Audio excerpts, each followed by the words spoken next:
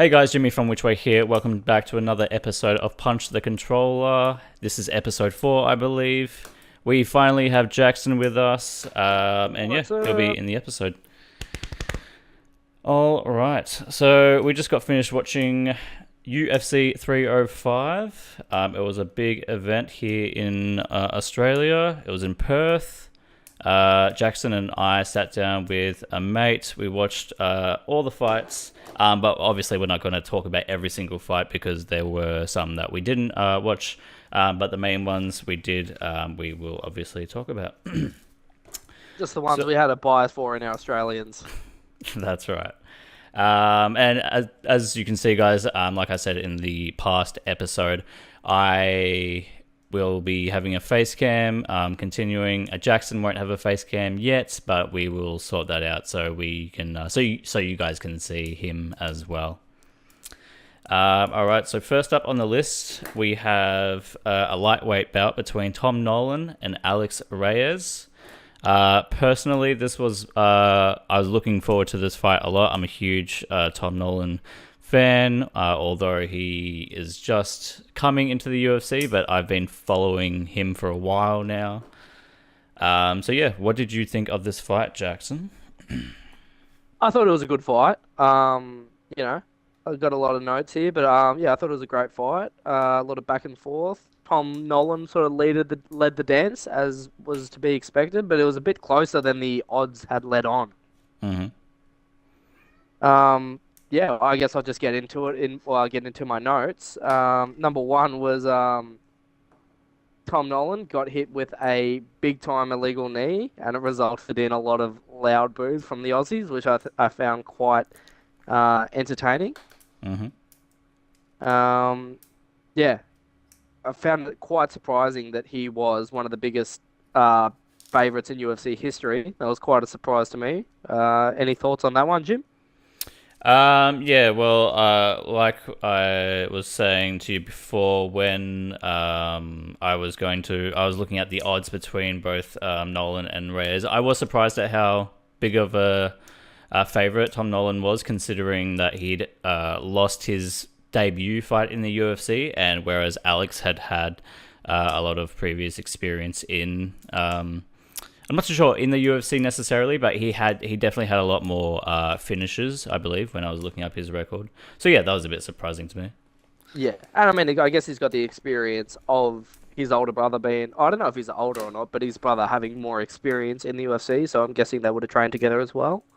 Yeah, and guys, we only just discovered that Dominic Reyes and Alex Reyes are brothers. Now that I think about it, if um, Alex Reyes looks like obviously a smaller version of his brother. I think they do look alike now that I'm thinking about it.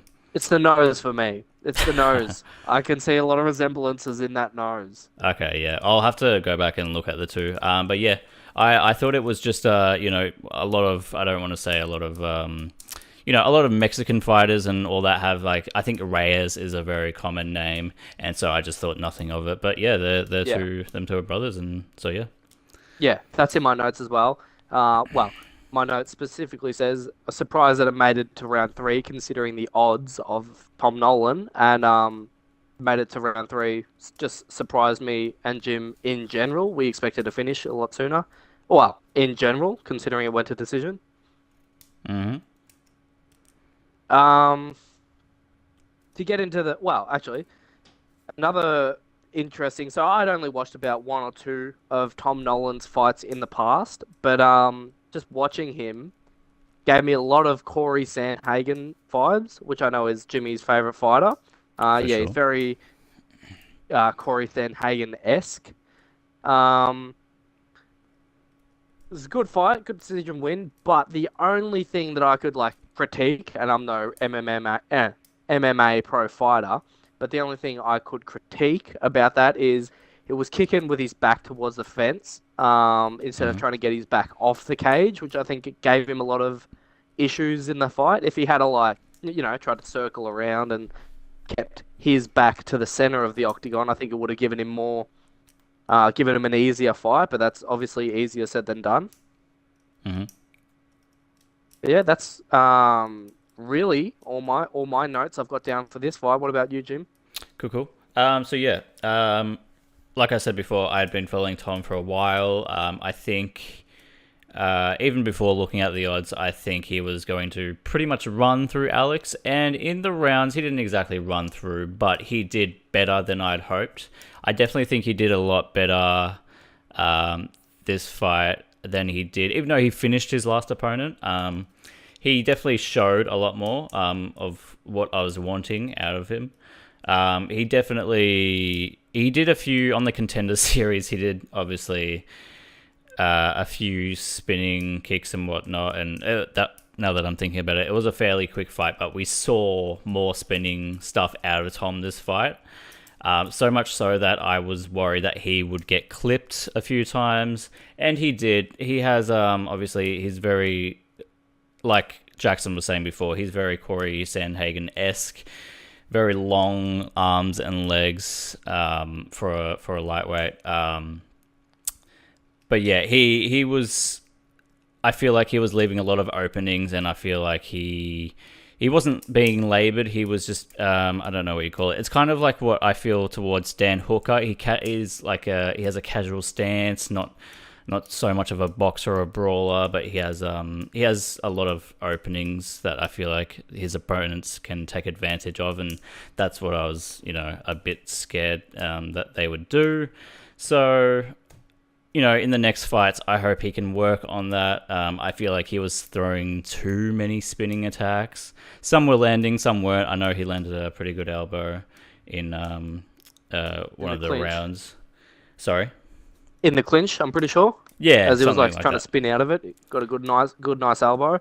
Yeah, sorry to just piggyback off what you said, quick, Jim. Yeah, like the spinning stuff. I'm sure if he like toned some of that stuff down, I know he was probably trying to get a cool finish for the Aussie crowd. Yeah. But yeah, he did seem to leave quite a bit of openings with the spinning stuff. But I'm sure as he progresses and gets less green, he's still a little bit green in the sport. Yeah. But yeah, once he progresses, I'm sure he'll cover those bases and carry on. Yeah. Yeah, for sure. Speaking of spinning attacks, even though this is not related to the spinning attacks, he did a lot more. He had a lot of good wrestling defense, something that we hadn't seen from Tom before. I know watching from his Eternal fights, he did quite a bit of scrambling and takedowns and stuff against his amateur opponents and stuff like that. So it was good to see finally that in the UFC. It was round 3, I believe. Tom went for a submission attempt, and it didn't work as well. I thought he set it up. He's such a lanky guy. He's such a long guy. Obviously, I think Alex had a bit of trouble trying to find his range against Tom because Tom does have that long, lanky frame for a lightweight. But yeah, I thought he could have set it up better. Maybe we could see some more subs and stuff from Tom, because I know, looking at his record a few times, he doesn't have too many subs, or now that I'm thinking about it, I don't think he has any subs. I could be wrong, but I'll have to go back and check. But yeah, you got anything else on that fight? No, not really. Just that he, got a good decision victory with a tough opponent and did the Aussies proud. For sure. He absolutely deserved the win. He fought well. Like I said, I think it was his best performance outside of a finish. I expected a finish. He was close at times, but I just think Alex is pretty tough in that regard. But yeah, we'll see what's on the horizon for Tom. Definitely good to see him go 3 rounds though. So he's got that like cardio. Like we got to see a lot of things that we hadn't necessarily in the past. Yeah. So yeah, he's got the cardio for it, and hopefully he can carry that on to a 5-round fight, main event, possibly down the line. Yeah. And yeah. He, I'm not too sure if it was on the screen or whatever, but I'm trying to remember if he was an Eternal champ or if he just a really high contender, because he fought in Eternal for quite a while. I feel like he was a champ, but I feel like someone beat him as well and took his belt, I think. Something along those lines. Don't quote me on that, but yeah, he's pretty good in Eternal, so yeah. All right, so moving on. Next fight we have is Jack Jenkins versus Herbert Burns. I'll let you take this one away as well. Okay. Well, well, I have to say, Herbert Burns in round one looked absolutely terrible. Looked, and on the other hand, Jack Jenkins looked fantastic in the first round, in the whole fight really, but in the first round, he really put it on him. I thought he might have even gotten a finish in the first round, by the way, by Herbert's body language, but somehow he just kept on fighting through. Mm-hmm. Did look at like a couple of times did not want to get up. Um, I did like once again, I'm no MMA fighter, but it did look like Jack Jenkins needs to work on his takedown defense because even though he had Herbert hurt on numerous occasions, Herb was still able to get a takedown or somehow get Jack to the ground and like control him for you know few of the rounds. Mm-hmm. But at the end of the day, Jack had a great performance and got him out of there at round 3. Herb couldn't even get up towards the end of the round. Yeah, it was quite the impressive performance by Jack, all things considered. Mm-hmm. Jack has been a favorite of ours for a while. He does us proud. Unfortunately, like I was saying in my previous episode, he had a terrible, unfortunate injury. He fought Chepe Mariscal, who you guys know he fought Damon Jackson last weekend, and Chepe actually got the win against Damon. So, by no means I have nothing against Chepe. I just think Jack would have done us proud if not for that injury against Chepe. But after the fight, Jack... actually, it was in the interviews leading up to the fight with Herbert. He said he would like to run it back with Chepe. He's happy for Chepe in that regard, so he has nothing but I'd like to respect see for that him. one again. Yeah, it was a matchup I was looking forward to, but nonetheless, I was a bit disappointed that Gavin Tucker had pulled out. Don't quote me, I can't remember if it was an injury or sickness, can't remember why Gavin pulled out, but yeah, so talking about the fight itself, I think Herbert had no business being in there with Jack. Herbert looked like he did not belong in there. Jack was piecing him up, freezing Burns, in fact. And I say this to all the fighters that I go against. I have nothing against Herbert Burns. I like his brother a lot. But yeah, he just did not. He looked like he looked like he lost on the Contender Series, and then he just got called up for a random UFC fight. He didn't look like he belonged in there. Jack was doing excellent, and the leg kicks especially, they pieced Gilbert up. Oh, not Gilbert. Fuck, Herbert. Yeah, they pieced him up. Like, yeah, he couldn't stand for like a lot of that fight. Yeah. For those who don't know, or haven't seen Jack fight before, he's actually broken his opponent's legs multiple times. I can't remember how many times, but he has sent his opponents away in stretches due to a broken leg. So he has some powerful leg kicks, you could say. I don't have much critique for Jack. I think he couldn't have had an easier opponent. Not that I thought Herbert was gassed or anything. He could not match Jack's style, and I think Jack's style just dominated Herbert. The constant, like you were saying before, constant. As soon as I'd scramble on the ground, Jack would get up immediately, and obviously Herbert couldn't get up because he was just so gassed, and to the point where they stopped the fight, and the ref, stopped the fight, and yeah, so it was annoying to see. I know the crowd wanted a stand and bang match. But yeah, I don't have much critique from Jack's point of view. I think he did great, and I can't wait to see his next fight. Yeah. Yeah, the only critique I could give Jack is the fact that even though Herbert seemed like a shell of himself, he was still able to take Jack down and Hmm. control him for, considering how long the fight went, a substantial amount of time. Like he controlled him for the end of round one, I think the start of round two, and then, but to Jack's credit, he was able to get back up and continue to piece up Herb on the feet, on the legs, on his chin, on Hmm. his body. Like he pretty much Jack couldn't miss. So, but the only critique for like, if he's gonna progress up the ranks is he's got to watch that takedown defense. Hmm. Um, Jack had an interview after his win. He said he would like to run it back with Gavin Tucker. I believe he said something about a fight night being in Canada or something. I kind of missed that bit. But regardless, if Gavin Tucker and Jack Jenkins do run it back, I would love to see that fight sometime soon. But yeah, I think that's the original matchup I was looking forward to. Again, just a shame he pulled out due to whatever. But yeah, I think Gavin Tucker would give Jack a much better fight. So yeah, any final thoughts for that? Not really, not really. I just think that the Gavin Tucker or his previous opponent where he broke his arm with, what was his name again? Chepe. Yeah, Chepe.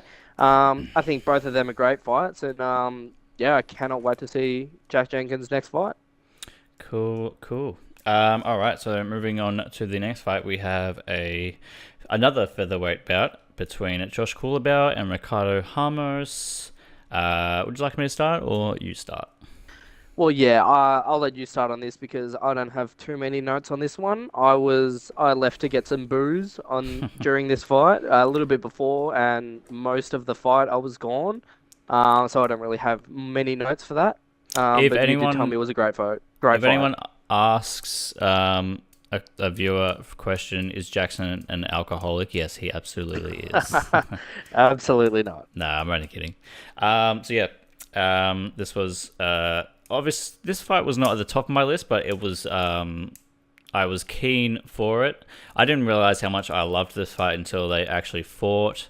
I think I said it in the last video. I think Josh Coolabauer was on the list of up and coming guys that I was, becoming more of a fan of. I think Jack Jenkins was as well, and I think there was someone else. But regardless, the fight started off. I don't want to say too wild, but there was a specific, certain spinning kick from Ramos that kind of landed flush enough to get Josh's attention. Definitely caught my attention. But as the fight progressed, I can't remember if it was a leg check or Ramos did something to hurt his own leg. So I don't know if Josh kicked it, although Josh is a very good, doing well with his kicks that I found out during this fight. But yeah, Ramos did something to his leg foot where he kind of started limping back during the fight. So Was it a perennial nerve issue? it could have been Like a very calf much. kick? I can't remember. I'll have to go back and watch. But yeah, he injured it somehow. Could have been a leg check on Josh's part. But yeah, Right. when I think Jackson was out and about getting his booze. It got to the ground eventually. I think Ramos must have initiated a takedown or whatnot. He tried to choke Josh out multiple times. I was jumping out of my seat. It was pretty scary because I think it was at least 3 attempts, and one was pretty deep. So much so that John, Anik, and DC and Dominic were saying that you could see his eyeballs were getting red and you could see they were squeezing out kind of thing. So it was pretty scary to watch. But yeah, I think it was after the last choke attempt, Josh obviously, made the home crowd happy and, he was smiling and shaking his head like, nah, that ain't going to get me out of here. So that was pretty cool to see. But yeah, it was. I think what most surprised me was we know Josh is tough, his durability. his leg kicks. You don't look at Josh and you don't see when Josh fights. You don't see him for his leg kicks. You see him for his combos and his toughness and stuff. His leg kicks were working extremely well for him, so I think Ricardo was having a bit of trouble with that. Overall, this was definitely one of my favorite fights of the day. It's a shame Josh lost. You guys can attack me, whatever. I feel like Josh won, but obviously you guys can have your own opinions. It was an extremely close fight. But yeah, I'll have to go back and see how Ricardo won. So yeah, that's it from me. Yep, beautiful. Any final closing thoughts on that fight? No, like I said, I was out most of the fight, so I just saw a little bit disappointed for the Australian crowd and for Josh, obviously, because it seemed like by all accounts he should have won, and you can see it on his face that he was quite surprised that he didn't get the victory. Mm-hmm. But yeah, no, other than that, I got no closing thoughts on that one. We will. I think Ricardo's a hard one. I've seen him fight a few times, and I feel like maybe he was a top contender at one point, but I feel like he is kind of one of those fighters that are up and down in terms of winning and losing. He did win his last fight, I want to say.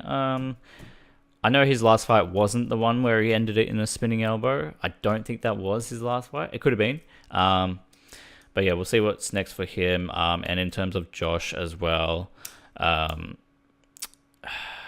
feel like he's good. I feel like, I don't know, it's hard to explain. I feel like he overestimates how good he is. And although he can definitely choke out someone like Melsik Bagdasaryan, like a cocky fighter like that.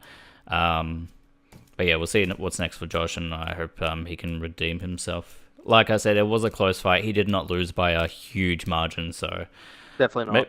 Maybe Josh's fault. Who knows? Maybe I'm just biased towards Josh. But yeah.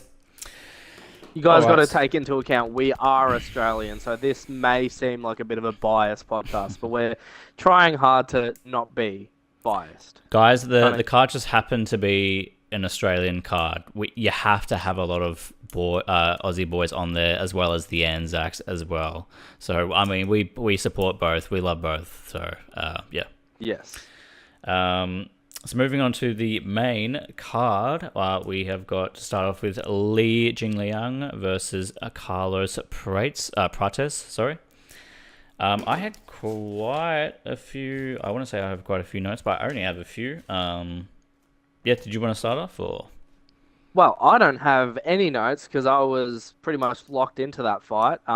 Didn't really take many notes down, but just what a great fight. Obviously, we know what to expect from both of these fighters. Great fight, bit of a back and forth, but I had a feeling that what did you say his name was? Carlos? Yeah, you can call him Carlos. Yeah, Carlos. I'd seen some of his highlights, and no disrespect to Li Jingliang, but he is on a bit of a downward spiral. So I had a feeling that fight would go the way that it did. And yeah, I'm just super impressed with Carlos. He's on a bit of a roll at the moment, so I can't wait to see what he does in the future. In what? Welterweight? Yeah, welterweight, yeah. Yeah. So yeah, looking forward to his future fights and what he can do. And on the other hand, maybe give Li Jing a break and give him some easier competition and see if he can, come back and improve. But it was definitely Carlos's night tonight. Yeah, absolutely. Lee has fought nothing. Again, guys, I have got nothing against Lee. He's not my favorite fighter by any means, but he has fought nothing but killers in the welterweight division. So, and he's been in the sport for quite a while now. It's because obviously, for those of you who have not seen him fight, he lost to Khamzat Chimaev on Fight Island. It was no surprise. It was when Khamzat was on the come up and.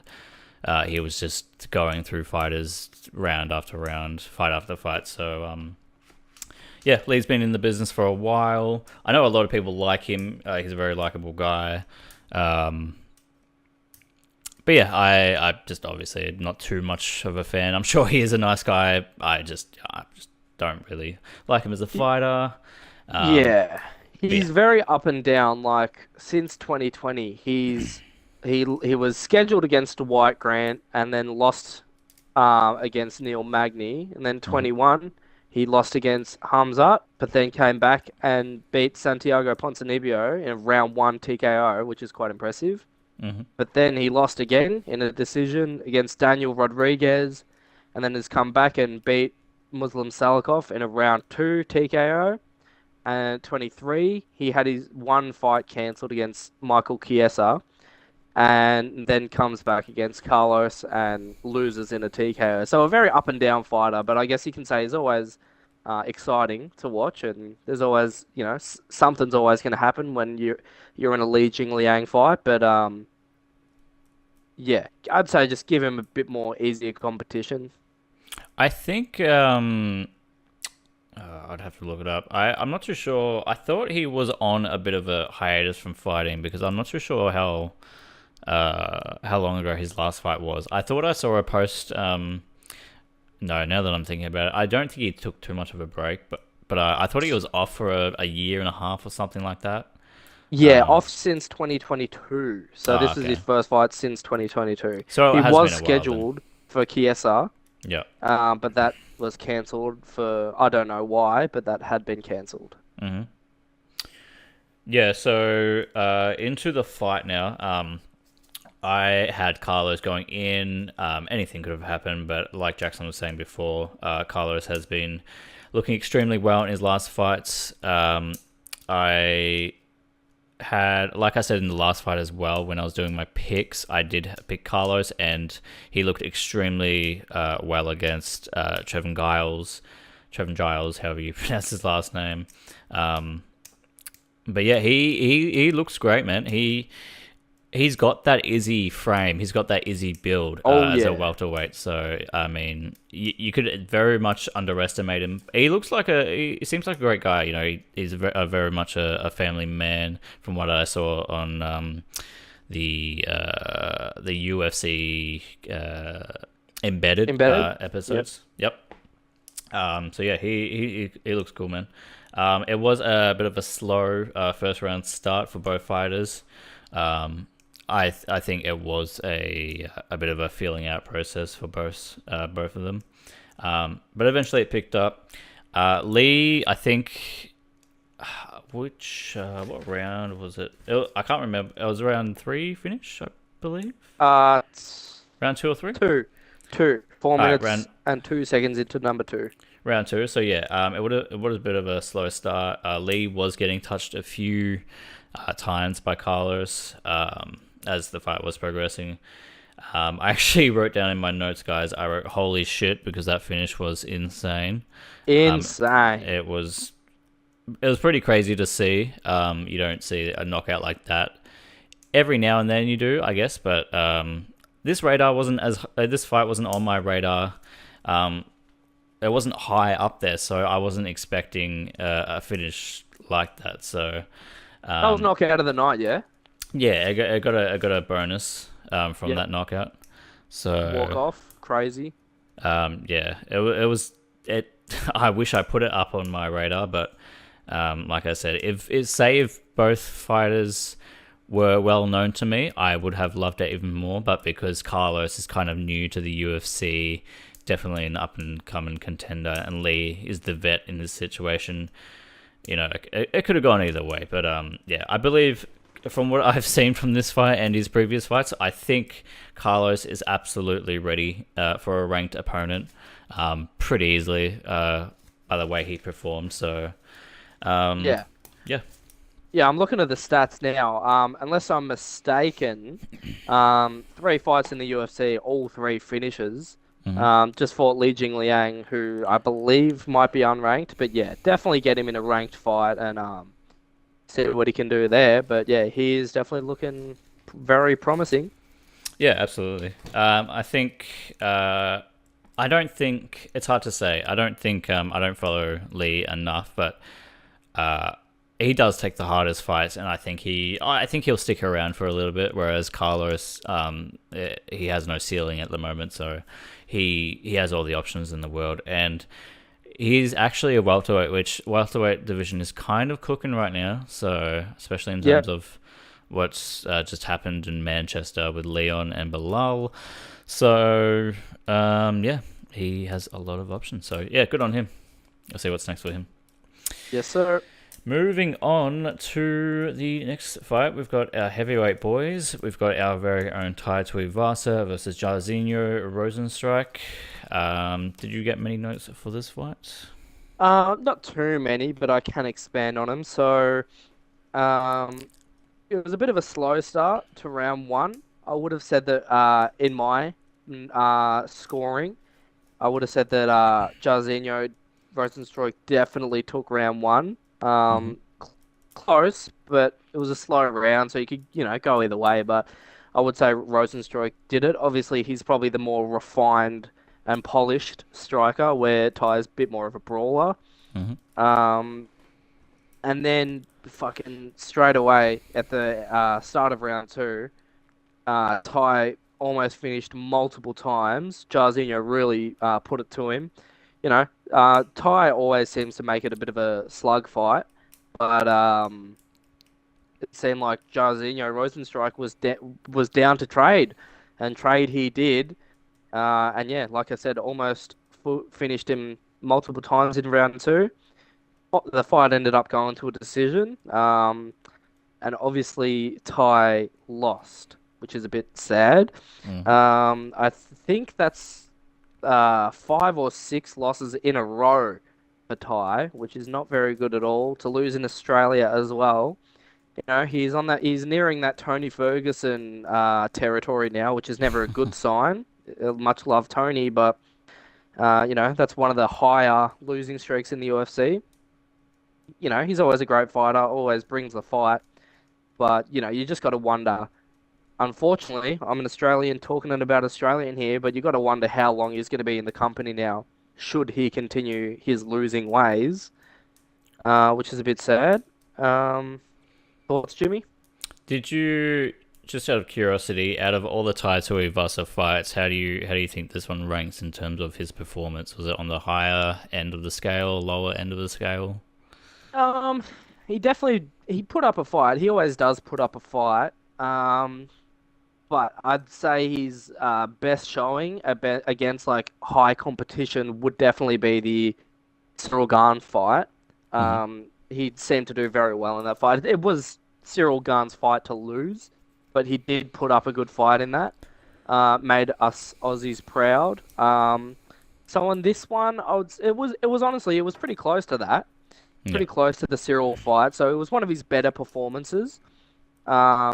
As it should have been on this much of a losing streak. He should have definitely given it his all, and it seems like he definitely did that. Just wasn't enough for him on the night. And you got to think, like, Jairzinho Rosenstruik, he's got a crazy record, like, outside of the UFC and inside the UFC too. Usually either, Jairzinho usually goes to KOs or decisions, and, at least he went to the decision with Jairzinho, and you could, like I said, max effort. He definitely gave it his all, but versing a refined, polished striker like Jairzinho, you can't really just brawl with him. He'll always have the advantage. Nice. Yeah, I agree. I think it definitely ranks up there with one of Ty's best performances. I think he did well to survive in some circumstances, especially when he was just covering up from Jairzinho's strikes and stuff like that. So yeah, I think he made us proud, and Sorry. My go. notes specifically say scary start to round two for Ty, almost finished multiple times. So to survive against Jairzinho, he did do extremely well. And to make it to the third round especially, or to make it to the decision especially, considering heavyweight fights typically don't really reach the decision. He was able to survive the onslaught, so didn't get the win, but still did us proud. Yeah, absolutely. I think I did it for it was Tybura versus Spivak. I wrote down before the event had started, fight not going the distance, and like Jackson was saying before, a lot of heavyweights do not go the distance. Yes, there are some rare occurrences where maybe both fighters are gassed. Maybe it's a 3-round fight. Both fighters are gassed. They just don't have. They've put it all out on the line. They make it to a decision. Stuff like that. But yeah, that one did not go the distance. It was a sub. So I was wrong for this fight. I think a lot of people had this fight not going the distance. Yeah, I had it not going distance. I was extremely surprised with just how many feints both fighters were doing. I think I had never seen Ty do more feints than he did in this fight. I think Jairzinho was falling for a lot of the feints. He was very reactive, I want to say, in the first rounds. But yeah, so that was surprising to see out of Ty. I was surprised that there were no takedowns in the first round. It was only the first round that there had been no takedowns. I can't remember if there were any takedown attempts in the second and third. I know Ty was feinting takedowns, but no, I don't know. I can't remember the fight ever touching the ground. I could be wrong, but yeah, I don't think it ever touched the ground. When obviously as the rounds progressed, both the boys were exchanging, which it was great to see. We always love a good old Thai slugfest with his opponent. It is a scary time, especially when he does go into the fire. It's scary. It's fun to watch, but obviously we care about our boy, and yeah, we hope he deals more damage than taking it. So, yeah. I do have, yeah, like I was saying before, it's, obviously, he's our boy, you know, when he gets hit, we jump up, we scream, whatever. And just to finish off from this fight, I wanted to talk about the judges' scorecards really quickly. I won't take up too much of the time. Yes, it was controversial. For those who haven't seen the scorecards, one of the judges gave Ty a 30. That was a bit Ben wrong. Cartledge. Is that who? That is the judge. So yeah, that was a bit wrong. And get that judge off immediately. He did not deserve a 30. I mean, we love Ty, but come on, he didn't do that well. But yeah, one of the more controversial things of the night happening of the fight. So yeah. Definitely. And yeah, they took him off for the rest of the event. They took him completely off. No more judging for Ben Cartledge, which John Anik announced on the broadcast. That he did. So yeah, it was a great fight, and yeah, couldn't be more proud of Ty. So moving on to now that it has happened, it was definitely my most one of my most anticipated fights. It wasn't at first, but we've got Mateusz Gamrot versus Dan Hooker, lightweight bout. These days, lightweight is extremely. I mean, everyone's always said it. Lightweights are just killers, especially top 5, top 10. You'll see nothing but killers. So yeah, I'll let you take this one. Yeah, well, yeah, piggybacking off what you said, like, yeah, the lightweight division has always been like the glamour division for the UFC, and with good reason. I don't have a lot of notes. I've actually got 3 dot points here. But I can ramble on that with that fight because it was such a great fight. Very back and forth. I believe it was round 1. Both fighters got dropped.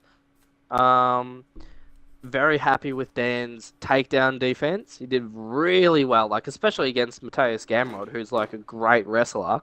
For him to keep him off him for the majority of the fight was very well done on Dan's part. Mateusz had some great moments too, don't get me wrong, but like I said, guys, it's not always going to be the way, but come on, we're Australians. This is an Australian event, supporting Australians. Yeah, Dan did so well. Jimmy pointed it out to me. I wasn't entirely sure what Dan's record would be. I was happy for him regardless. I thought he was on a bit of a losing streak and fought Mateusz, but no, he'd fought and won 3 or 2 prior fights. So good to see Dan, moving back up into the lightweight rankings. Yeah, crazy good fight, really technical fight. Even our mate who was watching it with us, who does train a bit of MMA here and there, he even said the technical aspect of the fight was really enjoyable to watch, and I couldn't agree more. I did call it during the fight and after the fight, not before the fight. I will say that, but just during and after. I believe that it would be fight of the night. It definitely had that written all over it, and as we found out at the end of the night, it definitely got fight of the night. Just a great fight all around. Just you had a bit of everything, striking. Both of the fighters get rocked. Bit of wrestling, bit of takedown defense. Just had everything. Great fight, Mhm. and just to see Dan Hooker, the state of him from 1 year ago to now. I'm talking about tattoo wise. Um, Fantastic. I love his tattoos. The sleeve, the chest tat, the back tat. Yeah, he's and like the bleach blonde hair with the natural beard color. I think he's looking like a prime Dan Hooker right now, which I am a fan. Always have been. But Yeah, yeah, that's my notes. Just those three. yeah. Like Jackson was saying, it's definitely going to be one of those fights that I'm going to have to go back and watch just for the Yes. entertainment value for sure. Um, yeah, my notes were I had a lot of notes for this fight. I did have I don't want to say now because I don't want to say I had Dan going in because last picks I literally had Gamrot for this one, so I'm glad I was wrong on this fight. Like Jackson was saying before, Gamrot is known for a lot of his wrestling. He is a wrestler by nature, I want to say. I'm not too sure if he trains kickboxing as well. He does have striking, but I don't know if he has a background in kickboxing, I want to say. So yeah, this fight, I kind of wish it was 5 rounds now. Just for added value, because I think it definitely would have valued Dan as well. Dan was doing extremely well, pushing forward. He pushed more forward than I expected him to, especially against someone like Emrot. But again, when Gamrot got his takedowns against Dan, it was a little disappointing because I knew that was going to happen. I knew that was kind of Gamrot's game plan going into the fight.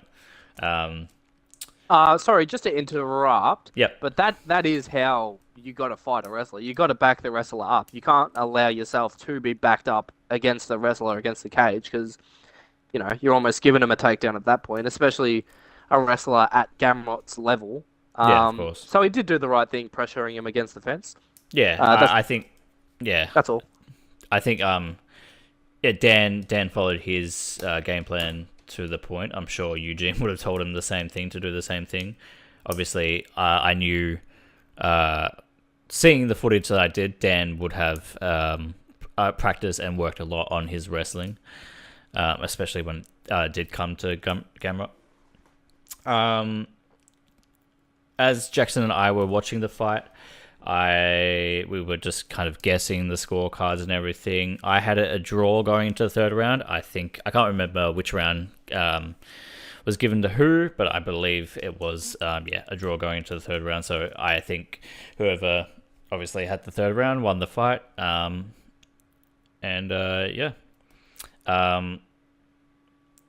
Dan impressed me a lot. It was number 5 versus number 11.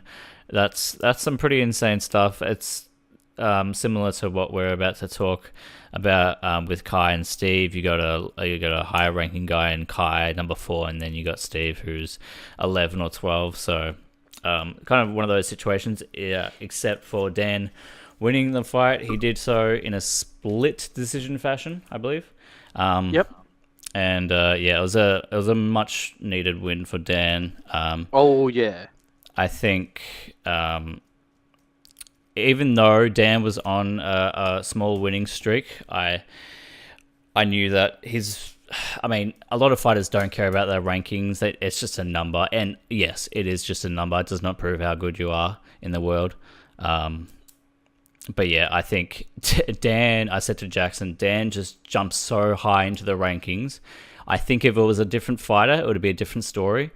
But because I think Dan did so well against Gamrot, he couldn't have fought a better opponent to make that jump into the rankings for him. So come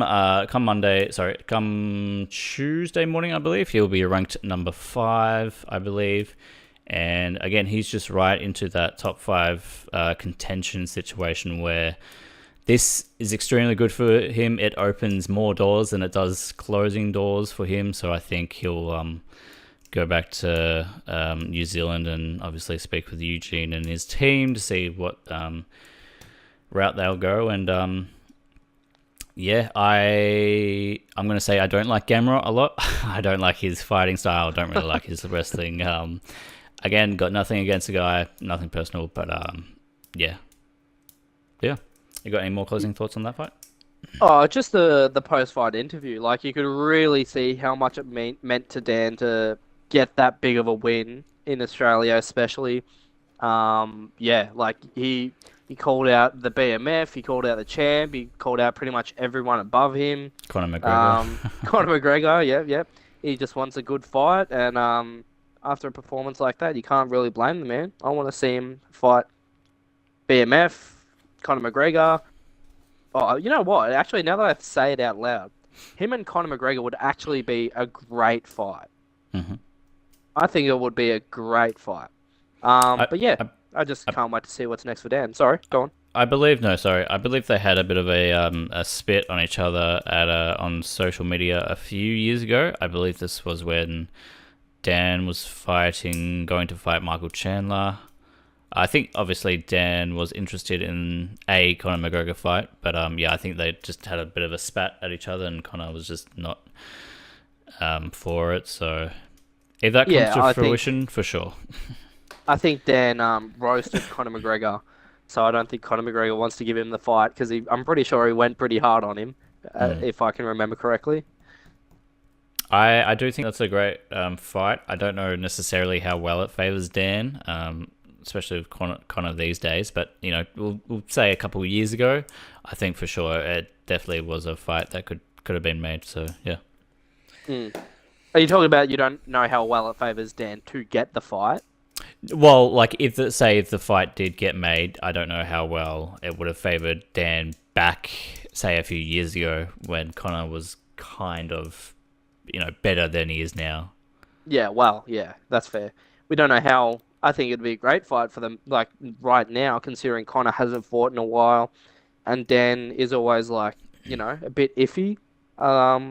With all due respect, he can be a bit up and down, but yeah, he seems to be doing quite well for himself at the moment. Yeah. So Dan's got a few options ahead of him. Gamrot is obviously top 5, top 10, so he can easily redeem himself by fighting someone top caliber. I think Gamrot's only going to be fighting top calibers, top contenders for a while. So yeah. Moving on to what was my most anticipated fight of the night. We have our flyweights. We've got a flyweight division fight. Kai Kara-France versus Steve Erceg. I'm just going to say this now. Jackson was looking forward to this fight, but he was just wasn't as pumped as me. So, do you want to start or should I start? Well, I think you had more riding on this fight. Wink, wink, nudge, nudge. So I think you can start. Okay, so I mean, this was one of the fight situations where I loved both fighters. It's pretty rare that two of my favorite fighters will go against each other. It has happened before. It's happened with a good example is Rob Font and Corey Sandhagen. Did not want any of them to lose, but someone had to lose. So another one of those situations for me. I love both guys, and people are going to be like, oh, Jimmy, Steve's only been in the UFC for a few fights. He's a great, likable guy. He's very, obviously, as you've seen him against Pantoja, he's very durable. He's very championship caliber, I want to say. Not so much in this fight, or maybe Kai was just very switched on. I was extremely excited about this fight. I wish it was 5 rounds. It's a shame it was only 3. It didn't go that way. Didn't even last for 3 rounds. So, Yeah, Did it one. last two, or did it finish in the first? I think it was. I want to say round two, but if you want to quickly look that up, yeah, I can't remember. Um, but yeah, one thing I think everyone notices that, especially when he knocked out Matt Schnell, and when he went up against Pantoja, he might be one of the best boxers in the flyweight division, for sure. Everyone notices it when he fights. So yeah, he's boxing very smooth, very crisp to watch, very fun to watch. Unfortunately, it didn't go Steve's way today, but in this situation, I was happy for Kai, happy that he got the win. Sad for Steve, but Steve has shot up the rankings so high. Hell, he just fought for a title and he was number 11 or something like that, number 7. So he did well. This fight is one of the fights I'll have to go back and watch to see exactly what happened, because I won't lie, I was pretty locked into this fight myself. Didn't take as many notes as I should have, but yeah. Yeah, so I just read it was a round one KO TKO round four. Sorry, Mhm. round one, 4 minutes 4 seconds. Yep. So yeah, got him out of there relatively quick. Mhm.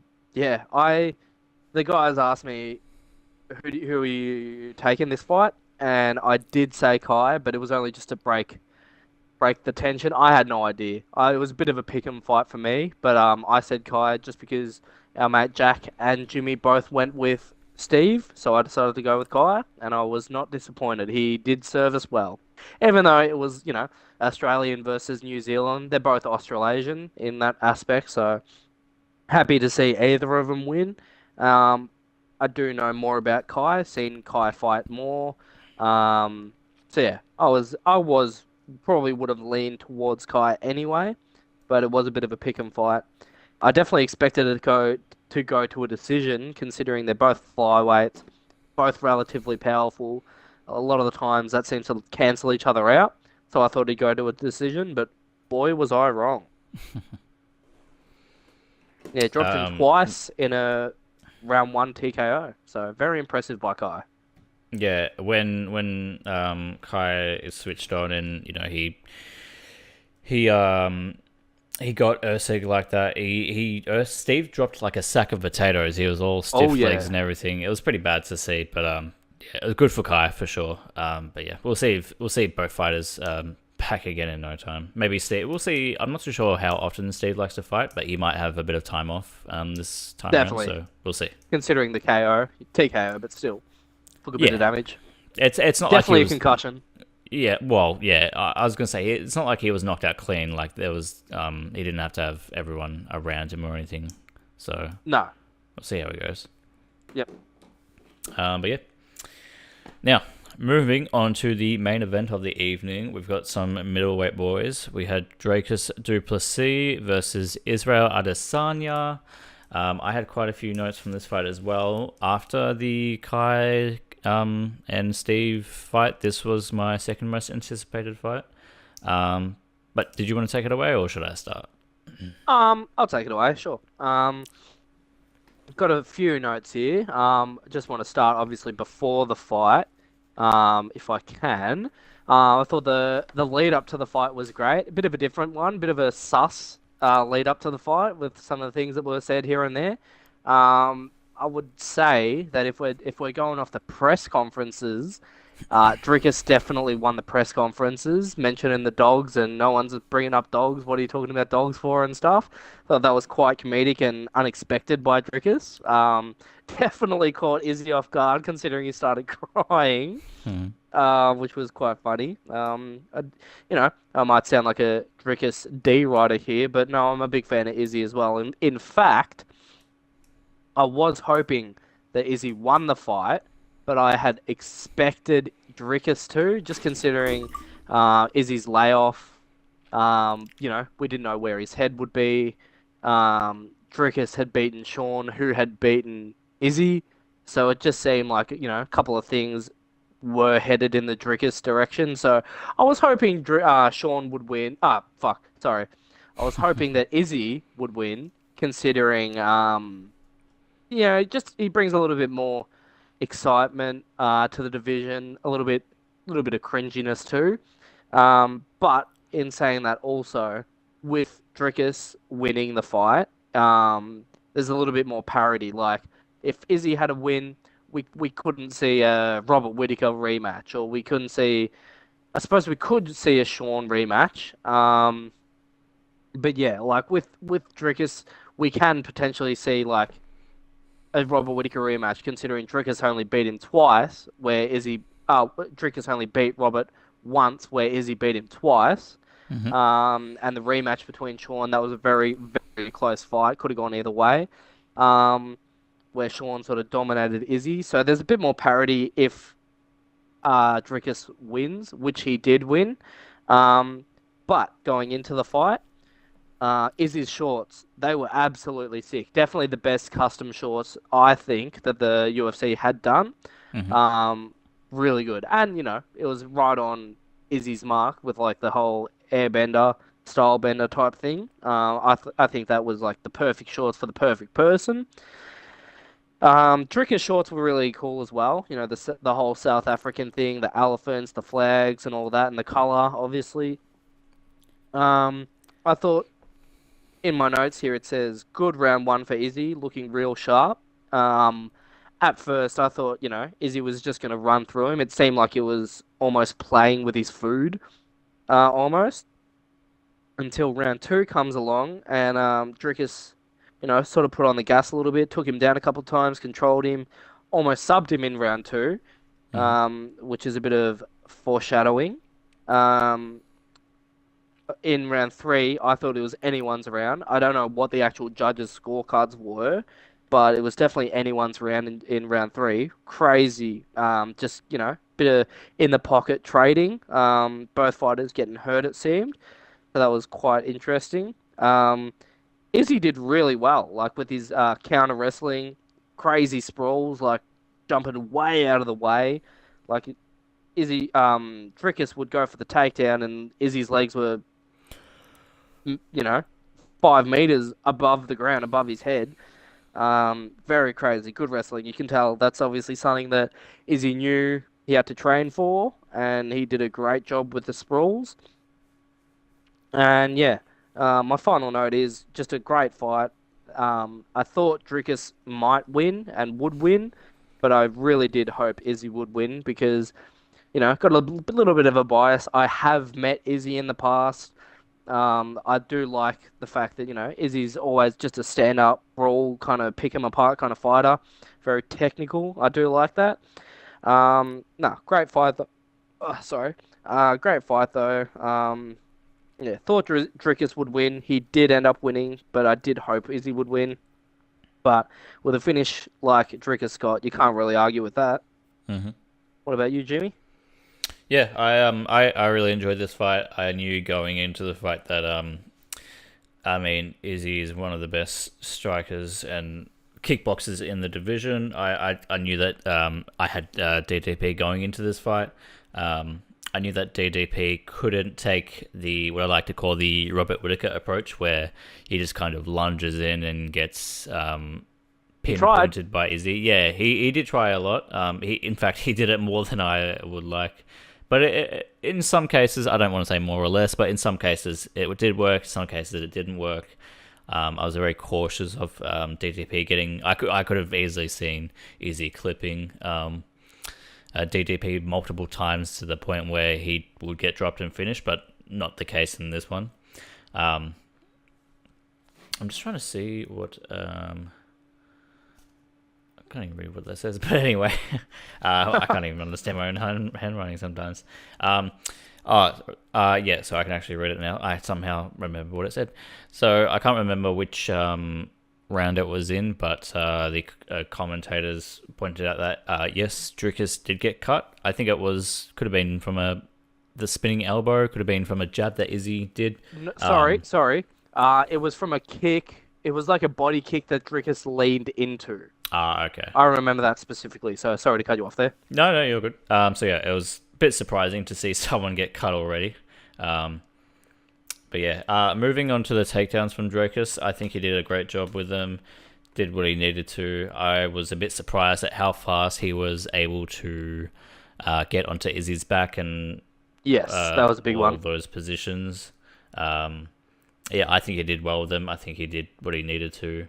Um, like I was saying before, I think that I think we were a bit shocked from the spinning elbow from Izzy. Can't remember which round it was, but it was pretty. It was pretty flush, I would say. Obviously, didn't do enough, but yeah, it was cool to see from Izzy because obviously you don't see a lot of that from Izzy, I would say. But yeah, now it's a conversation and a half. Jackson and I were talking about it. I was worried about Drakus's gas tank going into this fight. Oh, Obviously, yes. he had worked on it a lot from his previous fights. But if you are just new to him and you'd seen the we'll go with the Derek Brunson fight or another fight that he looks gassed and he actually was gassed, you'd think that that would be something he would be needing to work on, especially going up against Izzy, who has a tremendous gas tank and can go all 5 rounds, as we have seen. But he had worked on it, and this fight it was actually the commentators that said he looks gassed as well. And then, to my surprise, he comes back and finishes Izzy. So yeah, that was a bit surprising for me. I kind of knew we could have a situation like that again. Yeah. So, But yeah, I was the one saying, because Jimmy was saying, oh, he could gas out in the later rounds, rah, rah, rah. And I said, oh, I think he had like a nose surgery, which has cleared up his sinuses, so he can breathe out of his nose while he's fighting now instead of leaving his jaw open. Which, had been an issue for Dricus in the past, even though he's, on a, 9-fight streak or something like that now. hmm Um, but yeah, even I thought during that fight, like, oh, I don't know. It looks like, Dricus is coming away with it. Sorry. Dricus is getting gassed. It seemed that way until something happened. I don't even know what. I'm gonna have to go back and watch this fight as well because it didn't seem like Dricus really hit Izzy with anything substantial, but got him running and clipped him a couple of times as he was running and then took him down and finished the fight, which I found very surprising. But yeah, something I'll have to go back and look at with a more finer eye and see what exactly hit Izzy to cause him to sort of, I don't want to say run, but like, try to stumble around a bit. yeah, stumble around a bit and yeah, it was very surprising to me the finish because it seemed like it was Izzy's fight to lose. It seemed like he was sort of pulling away on the scorecards and everything like that until the very end, where, like I said, yeah, he sort of got Izzy to back up, stumble around, run away, whatever you want to say, and Dricus got the sub. But yeah, I thought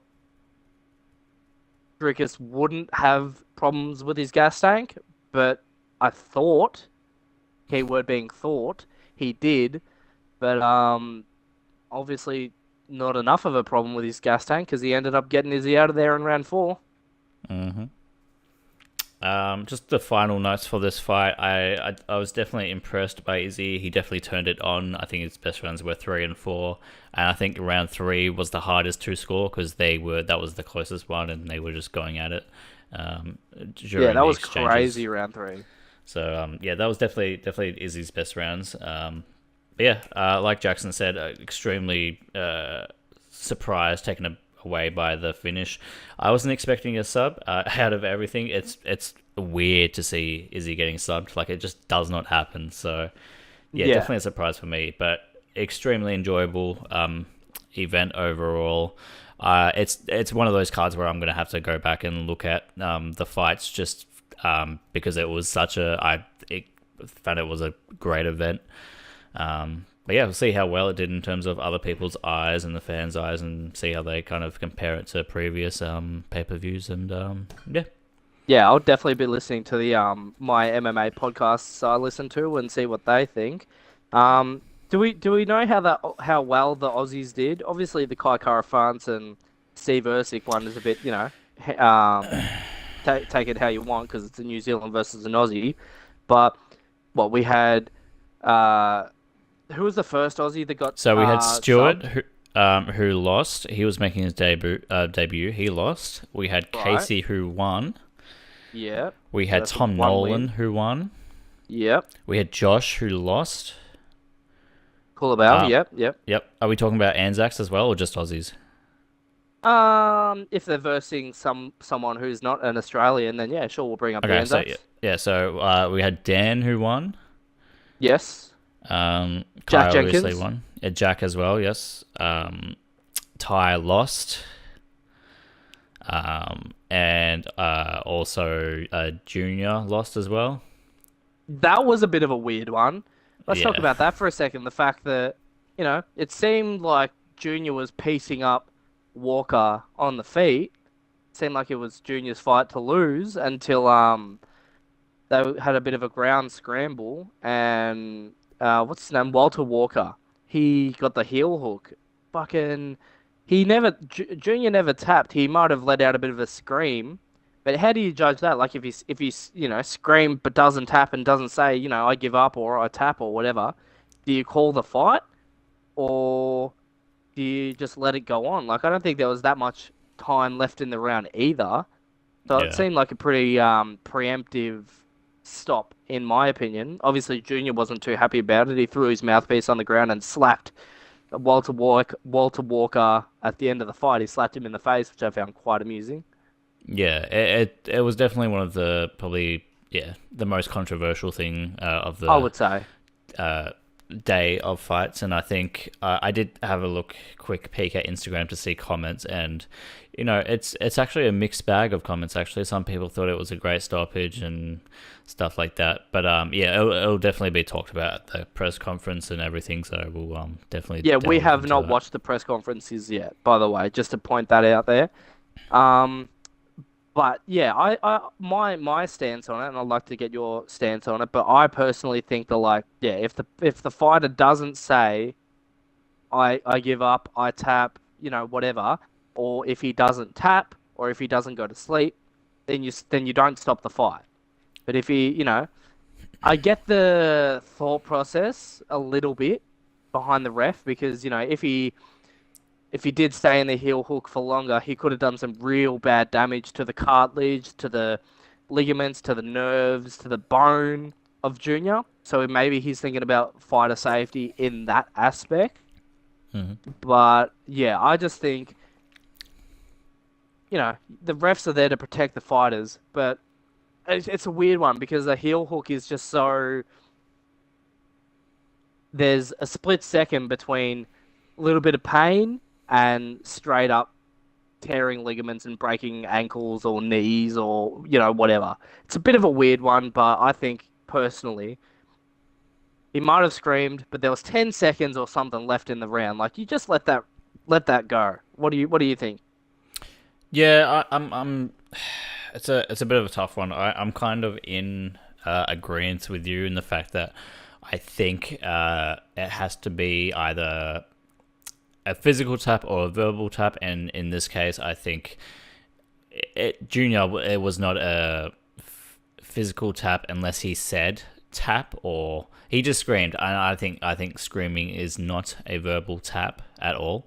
And I think I think it was John that was saying it's literally not in the rules. Like you have to either physically be able to tap or notify the ref that you are tapping out, and screaming is not a verbal way of tapping out. So Yeah, yeah. because even when he was screaming, he was still he was fighting Walter Walker's hands. Like he tried to loosen up the hand, and he was turning away from the heel hook, which is the correct thing to do. Hmm. So he was still fighting the lock. He might have been screaming because it was a bit of a painful, but where do you draw the line? If you're having a good fight and a fighter's going like that, and they're having just a good stand up punch, are you just gonna stop the fight, or what's going on? Like it's very grey It'll be area. talked about for sure with the media and everything, I think. Yeah, I think that's something that the referees because before every fight, the referees go into the both fighters' locker room and say, "Hey, if this happens, if that happens, if this happens, rah rah rah, I'm gonna stop the fight, or I'm gonna take a point, or rah rah rah." You got to be a little bit more clearer on things like that. It might not be a regular occurrence, but it doesn't mean that you don't need to talk about it, even though it's not a regular. Like every fight, every a fighter's not going to get hit in the nuts every fight, but you still got to talk about it. So you still got to talk about if you're in a painful submission and you yell out, or if you scream, I'm going to stop the fight, or Yeah. it's just got to be some. It's a very grey area, like I said. It's definitely going to be something that needs to be talked about, like you said. So yeah, we'll see what Dana and Josh and Junior, if he gets a post-fight interview, what they'll say. And Um, just to end on that fight, by the way, guys, that ref was definitely not known. We had not seen the ref before. It could have been, an up and coming Aussie ref. I'm not too sure his nationality or background, but it has definitely not been a ref that I have seen personally myself. It's one of the yeah, newer ones, I neither. believe. So yeah.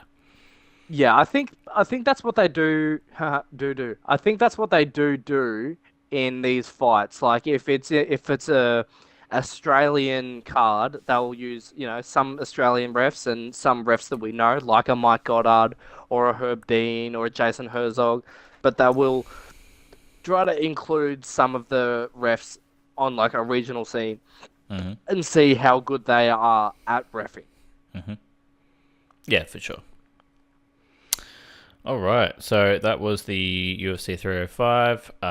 Hopefully, you guys enjoyed the fights too. I thought it was a great day of fights, and yeah. Definitely. Moving on to the next segment that I like to call, kind of moving on to the video games and what we're playing at the moment. You guys know what I'm pretty much already playing. I was saying last time how I had played a few games of Valorant and stuff like that. I had to change servers and whatnot, but it is completely changed over to our region of Australia, so there's no need to switch regions. So, um, but yeah, I'm like I think I said last episode as well. I'm really enjoying it. There is a bit of a big learning curve when it comes to Valorant, but I've actually done a ton of research. It's like been the only thing I've been watching at the moment. I've been watching pros play, which agent I should be picking, the maps and peaking, movement, all that. So I'm learning a lot. I'm doing a lot better now that I've changed my settings, but there is, like I said, that huge skill curve and learning curve, and yeah. So that's currently what I'm playing at the moment. What about yourself?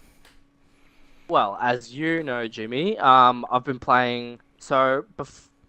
I've recently moved houses, and before I moved houses, I've been playing a whole. So during when I had no internet, before I moved my house, I wasn't playing much Xbox whatsoever. But since I have moved houses, I've been getting straight back into Call of Duty, Call of Duty Modern Warfare 2 specifically. As that was the one that I had access to, because I think Jimmy might have bought it in the past, I believe. And we have a console link, so anything he buys, I get. Anything I buy, he gets. So I've been playing a lot of Call of Duty Modern Warfare 2, search and destroy Australian lobbies specifically. Been having a grand old time, really enjoying that. There's a lot of different characters and just everything like that I've just been enjoying. I even got one of my friends that I work with, who's an old school friend as well. We've been playing together a lot, so just been having a really good time on Modern Warfare 2. But before I moved, I've been playing a lot of solo games as well. Like I've been playing I played a lot of Hogwarts Legacy because that was a single player game that didn't require internet, so I played a lot of that. I never finished it, but I'm a big Harry Potter fan, and playing that game is like the first. I played a lot of Harry Potter games when I was little, and so to play Legacy, a bunch of fun playing that.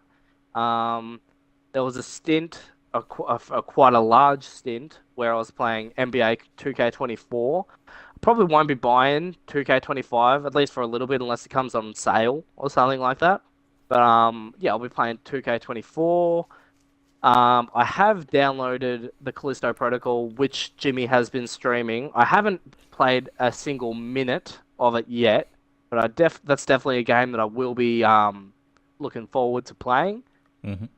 Um, but in terms of games that are coming out that I'm looking forward to, just give me 1 second.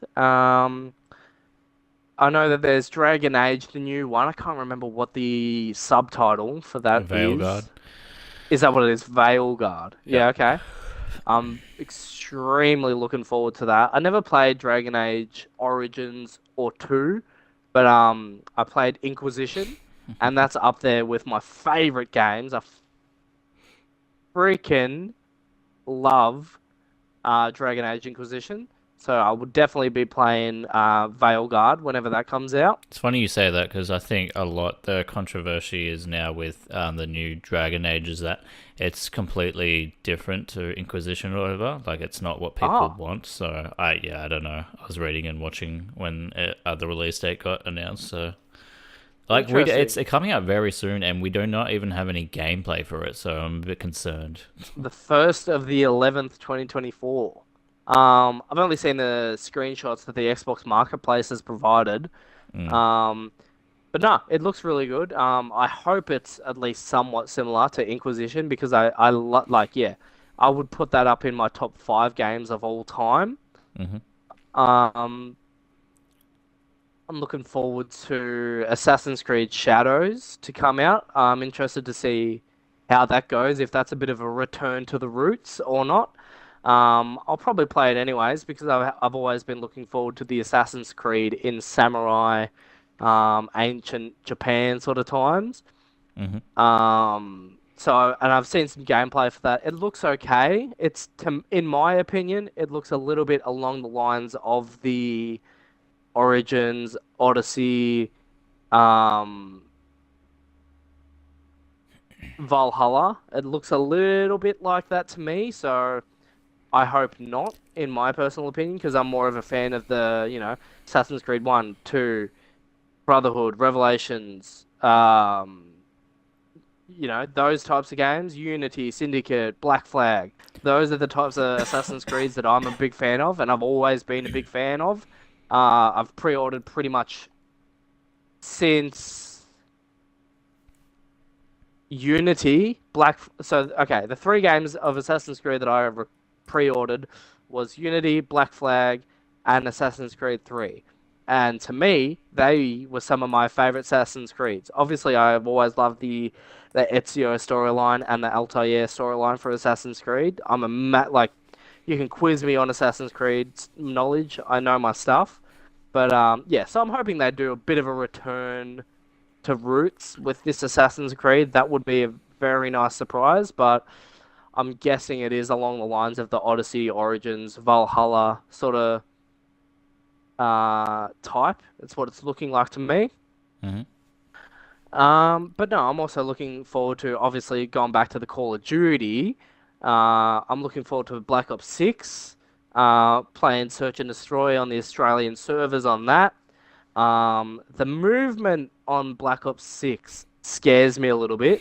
The fact that you can sprint backwards, sideways, you can dolphin dive backwards, you can dolphin dive sideways, and everything like that. It just seems like, I would say, an unnecessary add-on to the game. I don't think it's really required, and it just seems like too much. It seems like they're doing too much. Like, I feel like you don't really need to be dolphin diving sideways and backwards. Like sprinting, I can understand. Sprinting sideways, sprinting backwards.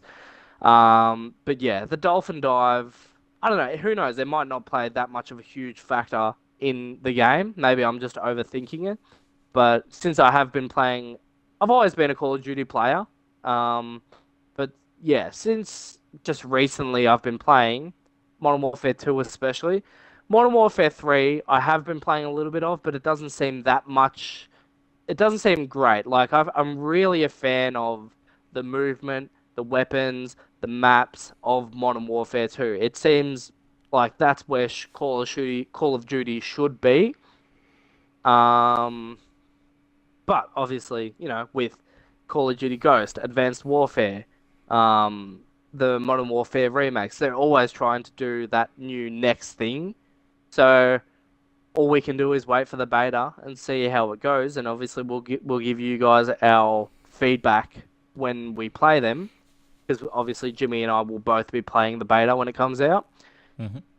But yeah, so I'll be playing Black Ops. I'll be playing Dragon Age Inquisition. Oh, sorry, not Inquisition. Dragon Age Veilguard, Assassin's Creed. I might buy the Stalker 2 remake when that comes out. That seems interesting to me. I've I always don't know if wanted it's to a play a remake. game like that. Um, I think it's well, it's a proper sequel. is it? I thought Stalker 2 was already out, and I'm seeing on the marketplace that it's coming out to Xbox. Yeah, I don't think it's I think it's I don't think it's a remake because obviously, like it's Like uh, remastered? Is that no, is I that? don't. Well, it hasn't been classified as, and like I've been watching all the dev stuff, and it's like it's a proper sequel. So Oh, okay. I don't Okay, know. my bad. Well, yeah, Could be wrong, but who knows? regardless, I'm definitely looking forward to the Stalker game. I've never played them before, and I have friends who have spoken to me about it and have played it before, and I've watched YouTube videos on it before, so that's another game that I'm interested in. But yeah, honestly, there's not a lot of games that I'm really looking forward to. A game that is out and has been out for a while that I will start playing, just like Hogwarts Legacy. I need to finish that. I also want to play and finish. I have played and finish Star Wars Fallen Survivor, I think it's called. Um, yeah. Yep. Oh, and of course, the game that is coming out soon. Oh, Jedi Survivor, sorry.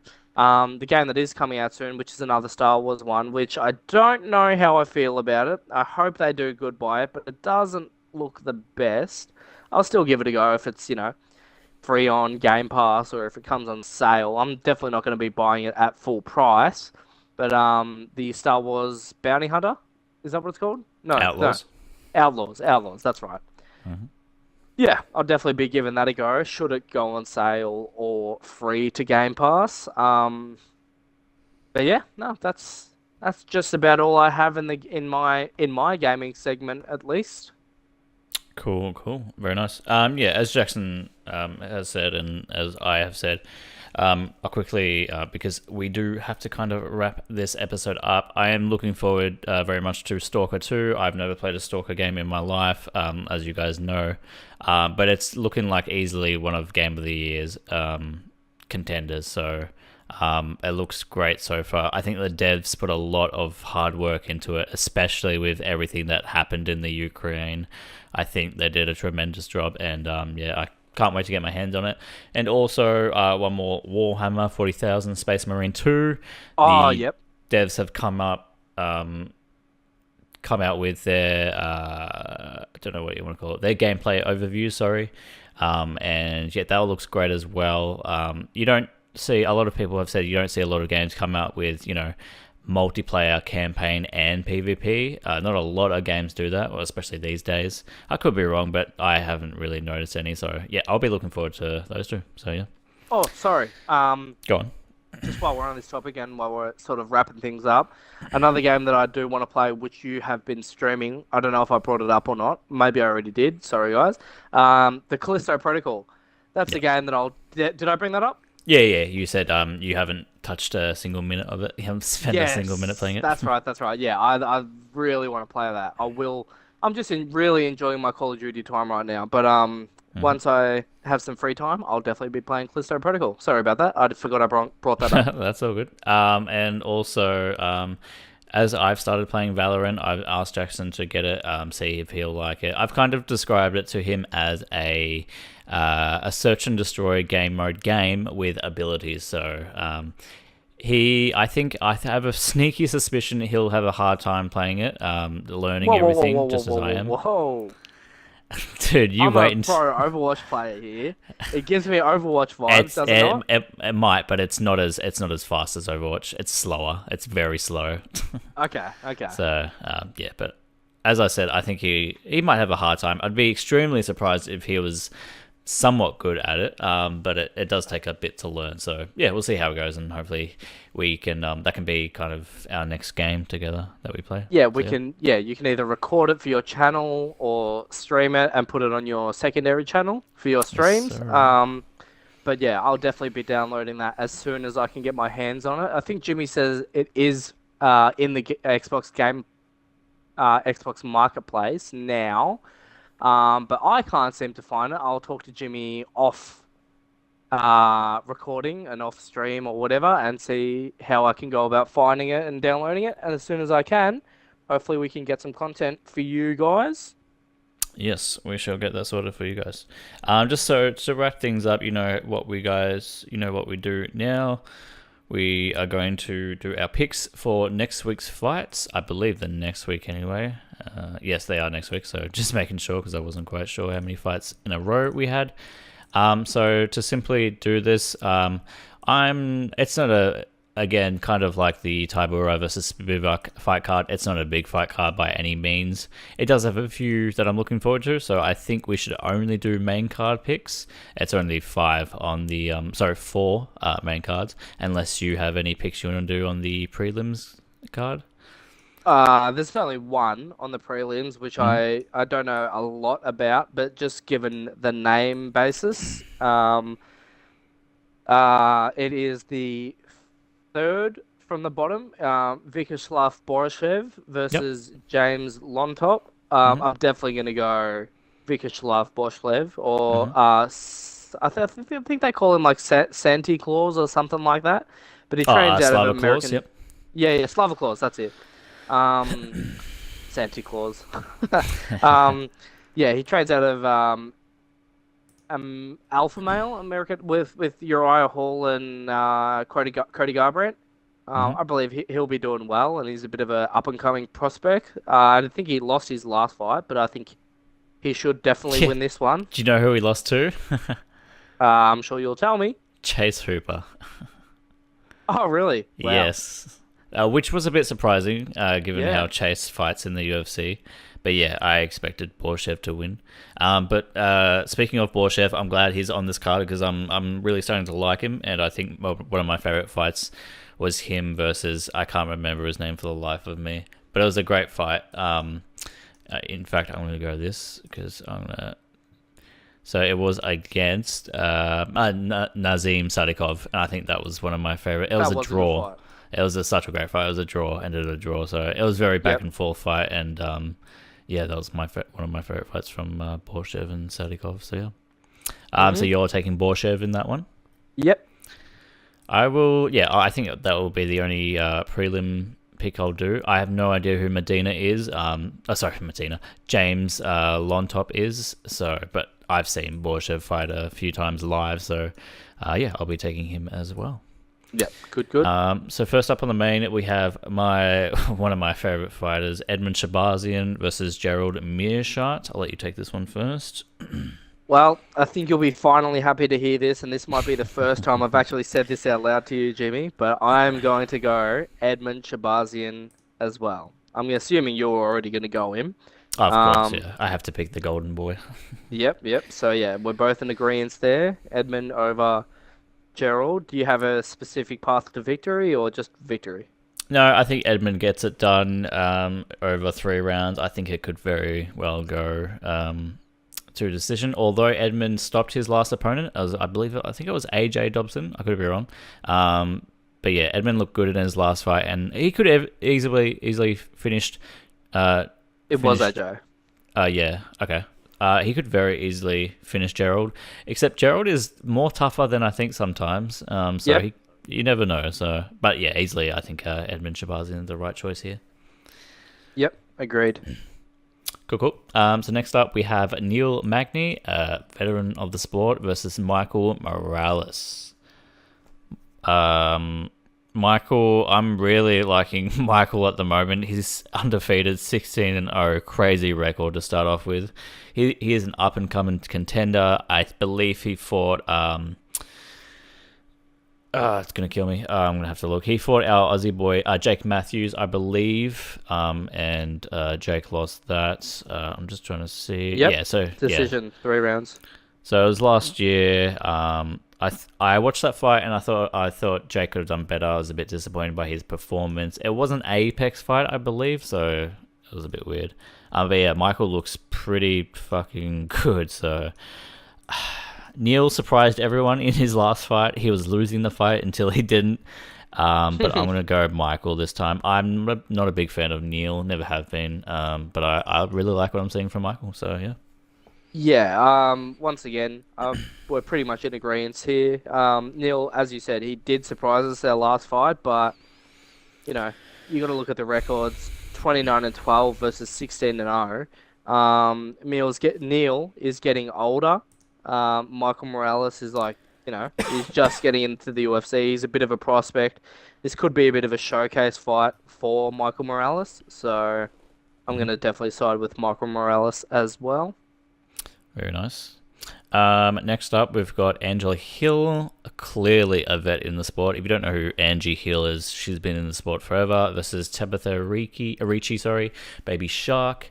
I think this one's a bit of a harder one for me because I really like Angela Hill, although she doesn't have the best track record. So I'm surprisingly not going to pick Hill. I'm going to go Tabitha.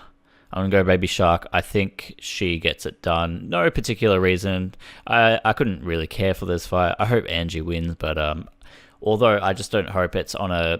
I hope Angie doesn't win like by a split decision where people think she was robbed. She's been on the end of a few bad robberies decisions, so we'll go Tabitha for this one. I mean, I wish we had some difference of opinions here, but no, I've got to go with Tabitha Ritchie again. Yeah, Angie Overkill Hill, she's very up and down. Once again, getting older in the sport where you've got a bit of a prospect up and comer coming in Tabitha. The record, is quite spotty for Angela Hill, and Tabitha just seems to be doing well for herself at the moment, so I've got to go Tabitha as well.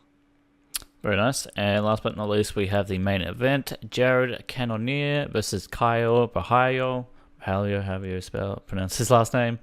I really like Jared. I'm surprisingly a big fan. I like the way he fights.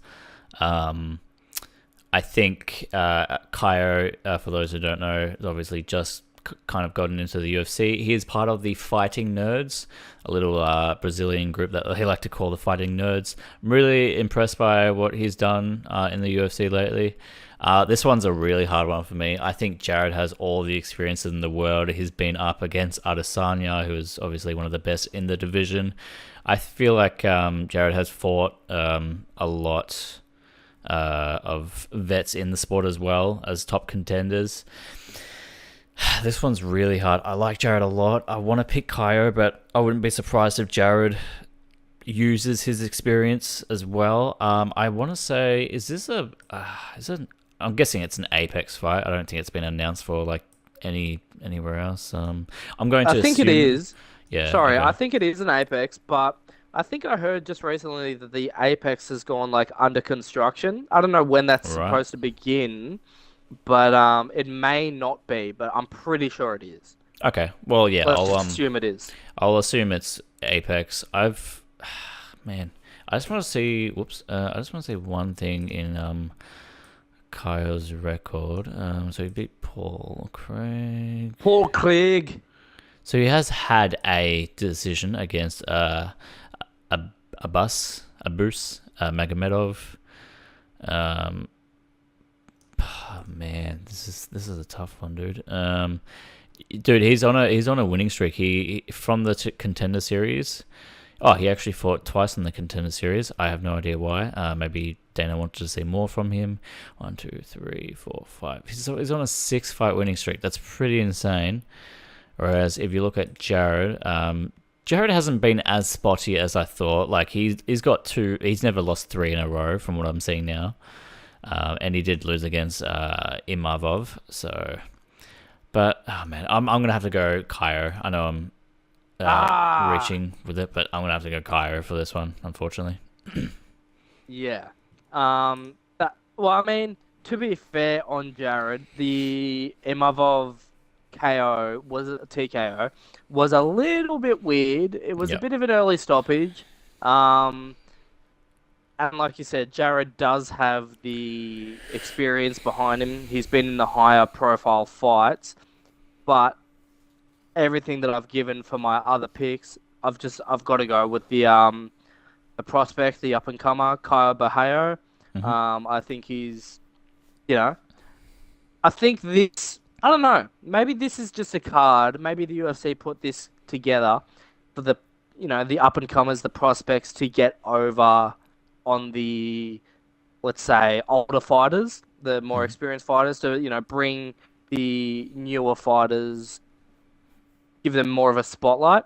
Hmm. Kyle Bahio, he's very well rounded. 16-1, like you said, crazy record. Won no contest as well. Crazy record. Even though that Jared has come off a bit of an iffy call there in his last fight, I'm assuming he probably wants to get that back with some vengeance. Hmm.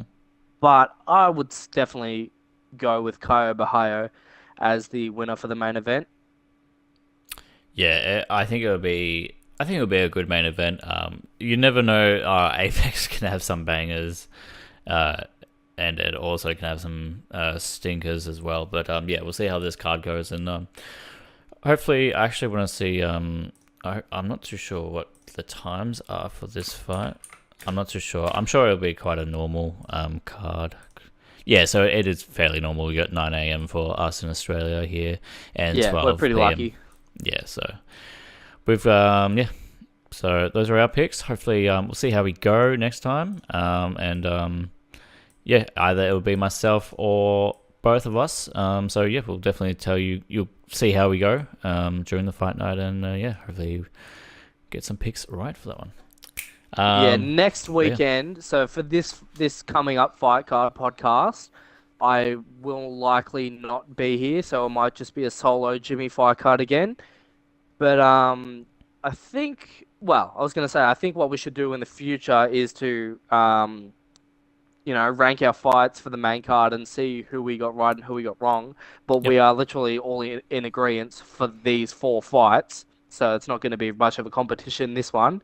But yeah, from the next few fights, guys, I think we'll we're not going to. I doubt we'll put any money on it, and I don't expect you guys to want to follow our lead with the betting. You can if you want, but we'll just be betting between each other with no money involved, and see how we go. Obviously, we can't for this fight because for the all four fights on the main card, we're in agreement. But yeah, we'll see how we go in the future.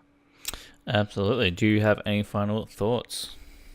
Um, Apart from, I hope you guys enjoyed my first appearance on the podcast. It will be a bit spotty here and there because I am busy some weekends and some weekends not, but I will try to make the most of when I am free and can make an appearance on the podcast. But yeah, I hope you guys enjoy and I hope you guys stuck around until the end. And yeah, that's it for me. Thanks, guys. Thank you so much, guys, for listening. Appreciate your support. And yeah, like Jackson said, you now know his schedule. You know what he'll be like. So he won't be on every podcast, as he said, but he'll make the most of whenever he is on the podcast. So yeah, that was Jackson's voice appearance. And yeah, thank you so Can't wait much to for get a watching. video appearance. That will come later down the track. But yeah, thank you so much for listening, guys. Appreciate your support. And hopefully you guys enjoyed the episode. See you next time. Peace.